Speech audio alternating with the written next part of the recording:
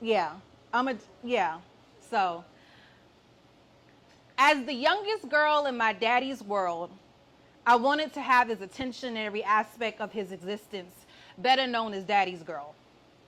I used to think I didn't because my brother is the only boy and the youngest, so I just knew that he monopolized the term being the favorite. But it wasn't until after he passed that I realized all the times my dad was there for me.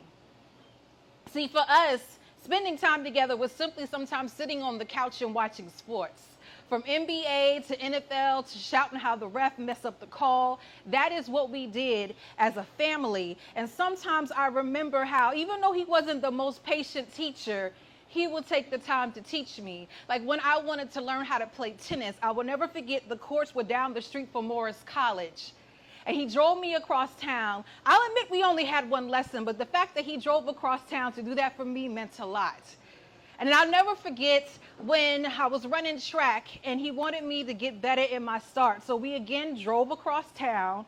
So I remember my middle school, Alice Drive, and it was red dirt. And we had to run over and over. And that goes to show that, again, my father was there for me.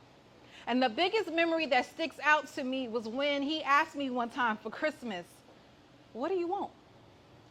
I'm in college, so I'm not expecting much. And I finally said, "You know what? I want this leather jacket from Wilson's. It's leather and it has fur on the inside. And the closest one we can find was in Myrtle Beach." And what's so crazy is we were living in Columbia, would spend time in Charleston. So we drove from Columbia to Charleston, from Charleston to Myrtle Beach to get that jacket. I'm still mad that I didn't treasure these moments while he was still here.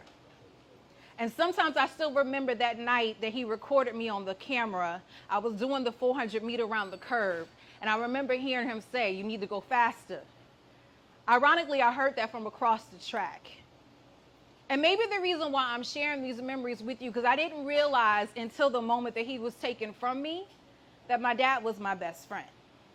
And I was too busy trying to idolize and be the favorite, not realizing that he was always there for me.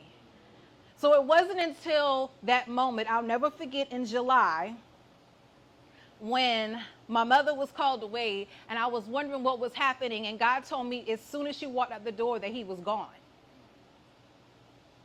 And I immediately got mad at God, like, how could you take someone, he's supposed to walk me down the aisle, he's supposed to watch Joshua grow up, but at the same time, I remember I had 25 years with a man who did everything to sacrifice for me. So I realized in the end, I was his favorite girl.